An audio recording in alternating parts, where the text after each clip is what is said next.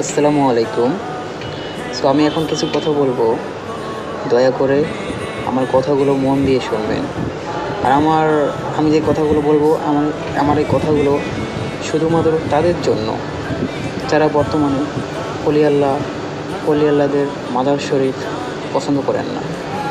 ভাই, আপনাদের পছন্দ হইতে পারে, না হইতে পারে, আপনাদের ব্যক্তিগত ব্যাপার, ঠিক আছে? তো তার জন্য যে অলি আল্লাহর অলি আল্লাহদের সাথে অলি আল্লাহদের মাজার নিয়ে বেদবি করবেন, সেটা তো ভাই খারাপ। কিন্তু ভাই, আপনাদের পছন্দ অপছন্দ সেটা আপনাদের ব্যক্তিগত ব্যাপার ভাই।